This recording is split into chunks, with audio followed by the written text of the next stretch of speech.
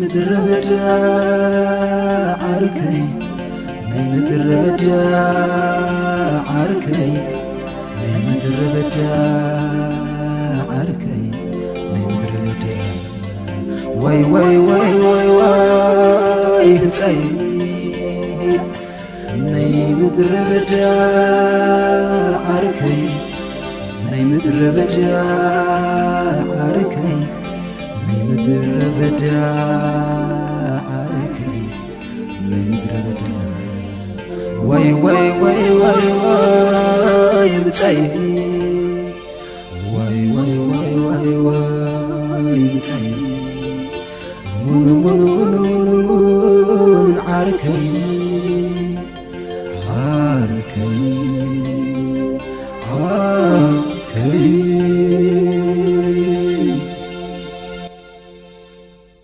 ኣብቲ ፀምፀም ብፅምማይ ካሕለሉ ጭንክስእን ጎረረይ ዘትልለሉ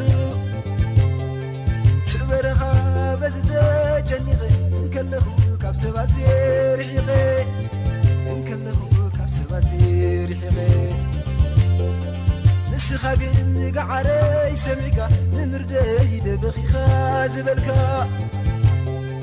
ዝፀልመትን ንዕንተይ ገፊትካለይ ኣብቲ ዙርያይ ዓይኒ ማያ እንትዕካለይ ብሓቂ ለርየካ ነብግደ የርኦ ኢለ ሰሜካ ፃየይኻ ናይ ብሓቂ ብፃየይ ዓርከይኻ ናይ ምድረ በዳ ዓርከይ ትበረኻ ሰማዕካ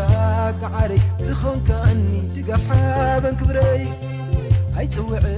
ደግም ብዘይካኻ በይንኻ ውዕ ዝኽረይኻ ንስኻ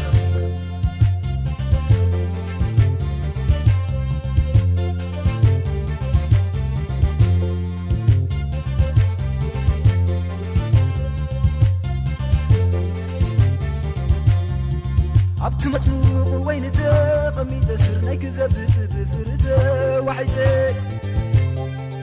ኣበይ ኣሎ ኣምላኽ እናበልኩ እንክሓስብ ንሞትና ፈራኩ እንክሓስብ ንሞትና ፈራኩ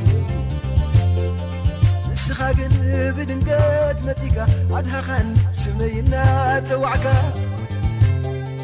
ኣብቲ ሓያል ጅግናይልካ ሰሚኻኒ በዚ ቓልካ ኣነ እውን ገሪሙኒ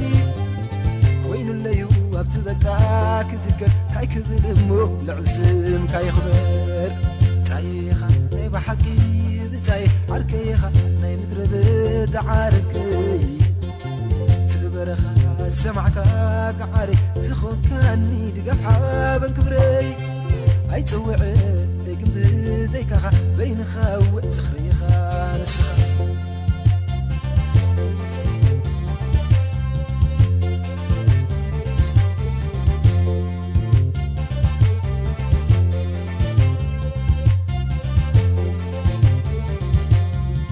ትበረኻ ከተርትረኸቡኒ ከታኺቶም ኣብኡ ምስ ገደፉኒ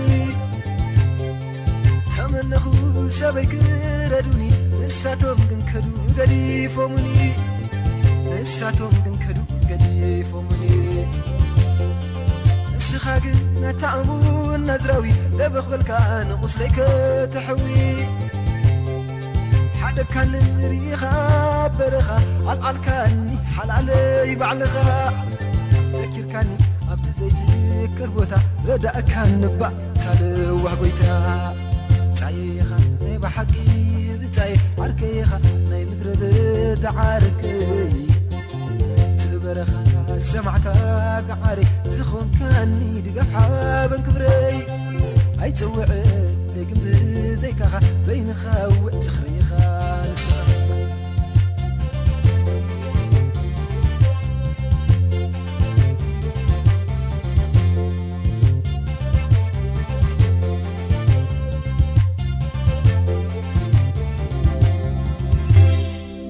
ኣይትጥንጥንን ኢኻ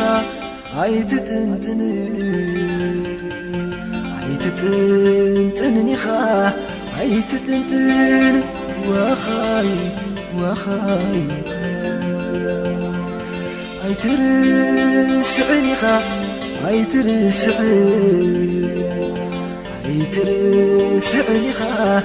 ኣይትርስዕ وخاي أيتدربيني خا أيتدربيني أيتقف عني خا